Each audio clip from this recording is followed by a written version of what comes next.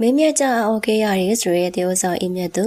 ပြည်သူများအားလုံးပဲမင်္ဂလာပါရှင်အနုပြအလုပ်တွေမှာတော့ခုချိန်ထိပြည်သူတွေရဲ့အပိမှုတွေကိုအပြေအဝရရှိနေတဲ့တေဥဆောင်အိမ်မြတ်သူကတော့အခုလက်ရှိမှာဇလန်တွဲလေးမှာဘောင်းရဲကိုနေရာပေးဖြစ်ပြီးမကြသေးမီကလည်းအိမ်မြတ်သူကမင်းသားမင်းမြတ်နဲ့အတူတူရုပ်ရှင်ဇာတ်ကားမှာဘောင်းရဲကူခဲ့ရပါသေးတယ်အိမ်မြတ်သူကတော့အခုချိန်ထိပြည်သူတွေရဲ့အပိမှုတွေကိုအပြေအဝရရှိထားပြီးအခုချိန်ထိလည်းရက်ကူရေးတွေမှာစတိုက်ရက်ကူပေးနေရပါတယ်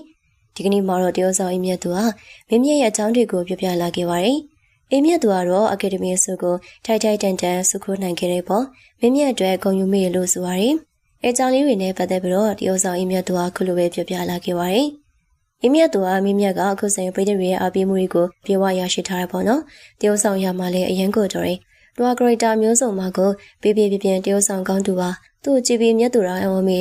အကယ်ဒမီရတဲ့အပေါ်မှာလေဒီကေကိုဝမ်းတာပါတယ်ဆိုပြီးတရုတ်ဆောင်အိမ်မြတ်သူဟာမင်းမြတ်နဲ့ပတ်သက်ပြီးပြောပြလာခဲ့ပါတယ်။တရုတ်ဆောင်အိမ်မြတ်သူကတော့ခုလက်ရှိမှာဇလန်တွဲလီမှာအပေါင်းရဲကူပေးနေရပြီးဖြစ်ပြီးမကြသေးမီကလည်းအိမ်မြတ်သူကမင်းသားမင်းမြတ်နဲ့အတူတူရုပ်ရှင်ဇာတ်ကားမှာပေါင်းရဲကူခဲ့ရပါသေးတယ်။အိမ်မြတ်သူကတော့အခုချိန်ထိပြည်သူရဲ့အပြည့်မှုတွေကိုအပြည့်အဝရရှိထားပြီးအခုချိန်ထိလည်းရိုက်ကူးရေးတွေမှာဇက်တက်ရိုက်ကူပေးနေရပါတယ်။အိမ်မြတ်သူကတော့ဒီကနေ့မှာသူမရဲ့ချီပေါ်ပြောပြလာခဲ့ပါတယ်။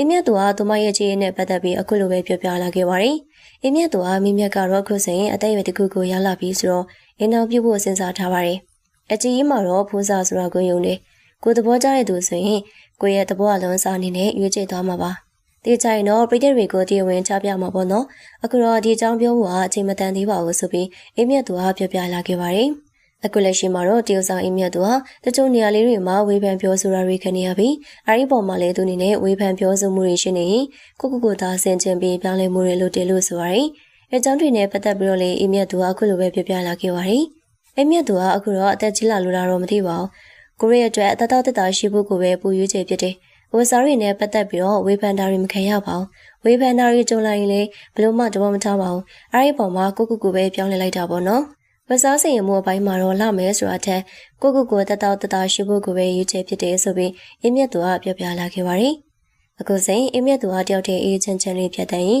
အနုပြလုပ်တွေကိုစူးစမ်းလုပ်ခိုင်းနေပါတယ်။အင်းမြတ်သူကတယောက်တည်းအေးချမ်းချမ်းလေးဖြတ်တဲ့ရင်အနုပြလုပ်တွေကိုစူးစမ်းလုပ်ခိုင်းနေရပါ။ရောဆောင်အင်းမြတ်သူကတော့အခုခေတ်အချင်းမျိုးမှာကျမရေကောင်းပြီးနုပြလာပါနေရကတကယ်ကိုဂုဏ်ယူစရာပါလို့ဆိုပါရယ်။အဲအကြောင်းတွေကိုလည်းအင်းမြတ်သူကအခုလိုပဲပွင့်ပွင့်လင်းလင်းပြောပြလာခဲ့ပါတယ်။တရုတ်ဆောင်အိမ်မြတ်သူကအခုလိုအချိန်မှာကျမရီကောင်းပြီးနှုတ်ပြလာပါနေရကနေလာတချို့မက်တွေမှာအဖွာကြီးဆိုပြီးထားတာတွေ့ရတယ်။အပြင်မှာလာကြည့်လိုက်ပါ။ကိုကတော့ကိုယုံကြည်မှုရှင်။အခုအသက်ရွယ်ထိအန်တီတို့အတော်တို့တခါမှခေါ်မခံရဘူးတေးဘူးဆိုပြီးလည်းပြောပြထားပါတယ်။